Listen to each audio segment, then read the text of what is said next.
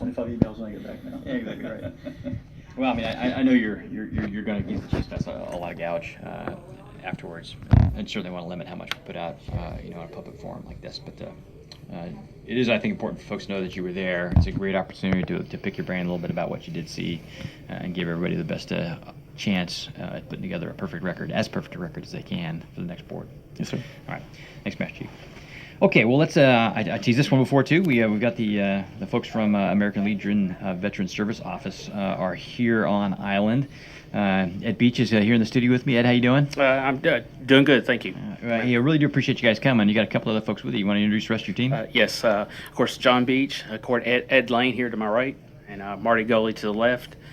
Marty is going to be discussing a little bit about one of the dual programs that we're doing. Of course, we do the Veteran Service Organization. We provide claim work and access to benefits here at Fleet and Family Services for the week. We'll be there from Monday through Thursday from 0800 to 1600 hours. We can work thereafter too. It's simply just get in contact with someone up at Fleet and Family Services. But Marty will be talking about a boys state program that the state of Kentucky offers, where we bring a lot of the DOD students from this location to participate in our program, which usually takes place the first week, or always takes place the first week of June. And of course, Ed here is this could be his first time here in a booth at Gitmo, but he has a history of presenting on the radio and being a part of the radio family, so he's here to talk a little bit about that experience too.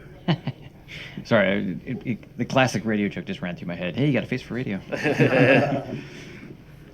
Sorry, couldn't help myself. That's okay. I got That's one. okay. I got one too. We appreciate though really what you have done and what Master Chief Macy has done as far as letting us come here and host this. This is the third or fourth time we've been here, or maybe even the fifth time, and each time it has gotten more productive. And I think that by far this is the most productive that we've seen as far as servicemen and women and some of the veterans that have already separated coming into Fleet and Family Services, so that we can get them plugged into the VA and help them navigate the VA system, because it can be very complicated. Well, I think partially every time you've come, each successive time you've come, we've gotten a little bit better at advertising. I personally have gotten a better understanding of what you are coming here to do, and have offered that information to people in a much better manner than I did the first time.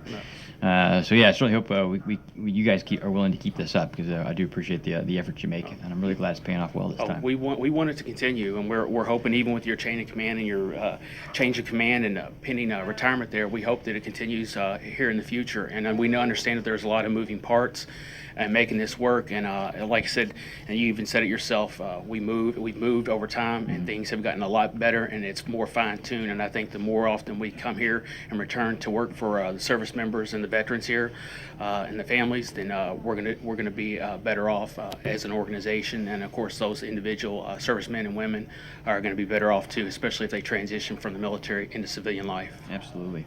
Let me ask you a couple questions before we shift gears and go to Boyd State. I know you're not going to explain the entire VA process to me right now. There's not enough time in the day for that. But are there any, I don't know, I guess two questions come to mind. One, hey, what would you say are the most significant things that people need to keep in mind in preparing to deal with VA around retirement? And what's the timeline? Is there a too early time to start to deal with it? There must be a too late time. It could be, well, those are all good questions. As far as dealing with the VA, the biggest thing that you need to be able to deal with and handle is to always work with a service organization or a service officer rep, which many of us here now are qualified to do. It makes the transitioning from the service into the civilian world and navigating the VA much more easier for the service members. Going back on that, as far as what we offer are the ability for us to help them hand carry them pretty much through the VA system as far as doing claim work, paperwork. There's a ton of forms that need to be done, but we offer educational access to our educational benefits, explaining some of the websites that some of the service members might already know about, My Healthy Vet, e-benefits, and being able to access those websites and do some of the things that they would normally have someone else, such as ourselves, to represent them to do. They're more capable, especially the younger generation, of doing that on their own and not having to necessarily go through a service organization. But I would highly recommend that if that's the path that you choose to take, that you at least contact one of the veterans organizations to have a service officer represent you in that process, because they're going to be able to answer questions, and that service officer will be in the individual's backyard or the service officer's backyard to help them transition in that claim. Well, that's great. You may have just told me that I answered my own question with my question. You know, what's the most important thing? I said you couldn't explain it all quickly, and you can't, but you guys know it. So I think that's probably the most important thing is what you just said. Get a service rep to work for you. I definitely think here in my experience here, since we've been down here, and we've been doing this, a lot of us, there's a lot of experience overall. There's several decades of experience, not all in this booth today, but it's definitely, it makes a difference. And I think that a lot of the servicemen and women and the veterans that don't know a whole lot about what we do and what we have to offer. We're not here for profit or our own benefit. We do it because we enjoy the fact that we get to serve service members. All of us are service members of the past, veterans, and I think it gives us a better grasp on what we can offer servicemen and women as they transition from the military back into the civilian world. But we do a lot of things, and if you just don't ask, that's right, you'll never find out. So we encourage anybody that needs help or assistance with navigating the VA system to get a hold of a service officer. Well, I'll just offer that I had my interview this morning. It was painless. So the process is started, and I couldn't be happier how easy you guys made it for me. So back to one of those other questions, how far away from separating should they start that process? As far as separating for the process, we have people that separate or start the paperwork and transition a year out. The VA can be kind of finicky when it comes to that, and that's why I say you have to have a lot of patience. But ideally, if you're going to do something electronically and you're going to do it yourself through eBenefits or My Healthy Vet, and those are ideal websites that they need to transition to even getting out, I would say if you're going to go that route, get a service officer, but to represent you so that they can track your claim if you don't track it yourself through any benefits. But within a 3-month window, if you're going to go that route, if you're going to go with a service officer and have them conduct and do all the paperwork for you, whether it be for your health benefits, your educational benefits, aid and attendance, benefits that your family might be entitled to, you probably need to do that within 6 months of transitioning out, because the process is historically has taken about 6 months to do once you initiate the paperwork. And the sooner you start that paperwork, should things come down favorable as far as decision ratings, it's going to go back to the date that you started. So the sooner you start it and the sooner you have everything compiled and ready to go collectively to submit, you're better off, because you don't want to keep sending information in to support your claim. You want it done all at once so they can expedite the process. Okay. I did recently hear about somebody who had submitted their paperwork prior to 90 days, and it was rejected because it was in too early. Mm-hmm. So that's where the 3 month you just commented on came from. And I think that's why. And I think, of course, the younger generation, service members, myself and younger, are transitioning or more apt to be able to do things themselves. It's just it's always wise, in my own experience, to have someone there who can guide you through it should you not know something that they might have know that's relevant to supporting or helping you out with the process in your claim. Well, I think the VA is like the tax code. Nobody actually knows what it is. No one person. Yes, sir. It's definitely complicated. So I'm more than happy to lean on you. I'm glad you guys are there. Okay. Anything else before we no, sir. Change gears? No, sir. All right. Well, Marty, you want to step to the mic and talk a little bit about Kentucky Boys State? Sure. Kentucky Boys State is about 70, I think we're in our 76th or 77th year. It was started, and it was initially started to simulate a government program. Mm-hmm. We basically set up a mock government that mirrors the Kentucky state government. And we elect senators, we elect governors, we have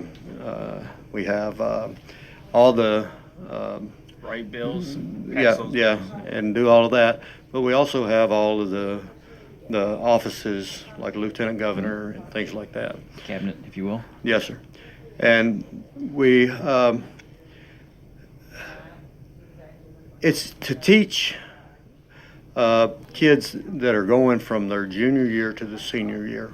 That's the only grade that we can take. and it takes them and teaches them, and it winds up with teaching them responsibility and whatnot. But our motto is a week that changes a lifetime. Yeah, and I got some incredibly good feedback. Well, first off, it's pretty significant here in Guantanamo, since obviously there is no such thing as the Guantanamo Bay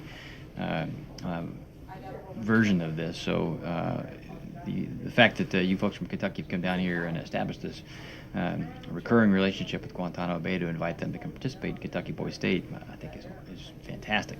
Right. And I have gotten nothing but fabulous feedback from the boys and girls. It's not just boys. Yes. Who have had the opportunity to head up to Kentucky and participate in this. And the way you just said it, a week that changes a life. They haven't said exactly those words when they've come back, but pretty darn close. Oh yeah. In terms of discussing the impact it had on them and broadening their perspective. Right. A very much a perspective-changing event. It does, and they come in, and you would be surprised. The most meek, humblest people that come out of there are like dragons when they come out, and they're just really charging. But the program it really teaches them a lot of things, and they learn how to write bills. And actually, the bills that they write, if they're done correctly, will actually go to the legislation in Kentucky and be turned into an actual bill and done. Well, that's exciting. Yeah. And so, but we've got the girls and the boys state. They're not in the same place. They're halfway across the state. That's the only way we could keep them apart. But they do teach the kids a lot of. Well, good things. are there follow-on benefits to having participated in Boys and Girls State? Yes, like there is. College applications, etc. Yeah, if each child that graduates Boys State or Girls State, if you fill out an application to go to any of the academies, you get an extra. I think it's a extra 5 points on the application to go to the academy. Marty, is that that's the service academies, correct? Yeah. Military, Okay. Naval Academy, Air Force Academy, West Point. But it does, and most of those service organizations, but those service academies, they do require that you go through that program, both males and females. And we have 4 of them coming from here at Gitmo and attending our program the first week of June here in the next few weeks. 3 females and 1 male student, but there's plenty of opportunity there, and of course the boys get a chance to vote amongst themselves about for the person who is going to go and have the opportunity to go to Boys Nation, which is always hosted and run in Washington, D.C., and they get the opportunity to meet the president. So there's a lot of good opportunity there. It builds confidence, allows them to develop their abilities of public speaking, which I'm not a big fan of, but obviously I'm doing it. But they come a long way in just a short week. They can develop into a really good public speaker. So There's only 7 of us in here. I'm not really sure that counts as We do public have speaking. 5 million listeners. yes, that's correct, Master Chief. I see 5, 6, 7 faces in here, but I know that there's millions of ears out there. So, But not only does the Service Academy ears perk up when you see that you've gone to Boys State or Girls State, the overall just the general populace, when you go to jobs and stuff like that, they look at it and see if you've gone to Boys State or Girls State. They look at that and they say, here we go. We got somebody that's looked into some leadership things. There you go. Yeah, that's a great point. For young men and women, what a great leadership opportunity it is. Right. Because that can be tough to come by. All right. Anything from Ed before we?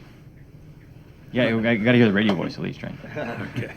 Well, as the Master Chief was saying about promotion system, same thing I think applies to VA historically. And I've seen VA from a perspective from the 1960s in the Vietnam era forward. and it's improved. There's been a quantum leap. Just as the board here in the studio is a quantum leap from what I knew in the 60s from radio broadcasting, so is VA. They only know, just like that promotion board or selection boards in general, they only know what you're presenting them on paper, on disc, or whatever. The more records you have, the better you are. The more complete your records are, the better they are. They see the proof, they act on the proof, not on what they think or what they suppose or what they'd like, but on the proof. So just like in the selection boards, go for VA, have your proof. There you go. Stuff. Good gouge. Absolutely. Which I guess is also a reminder, make sure that stuff's in your medical record. I know if you're an aviator like me, you try to keep a lot of stuff out of your medical record, but there comes a time where it's got to go in there. Well, if you're like me, when I retired from another military service, it looked like a telephone booth. I got that right in front of me. Nice. All right. Well, if it's that time of your career where you need to sit down and talk with these folks from the American Legion about veteran services, call 4141, talk to Fleet Family Service Center, make your appointment, or you can contact, if you're a JTF guy, you can contact Sergeant Major Williams at 8532 to schedule an appointment. They can come up to the. They can Navy also walk Lodge in. All right. There you go. And talk Don't- to us, and you know, we're more than happy to help anytime that we're down here. All right. See a guy walking around in a Hawaiian shirt, grab him. That's the guy. All right, guys. Hey, thanks so much for joining us here today. Look forward to seeing you guys out in Guantanamo. Yes, sir. Thank you for having us, gentlemen. All right, we're gonna take a break here in just a second. Just want to remind everybody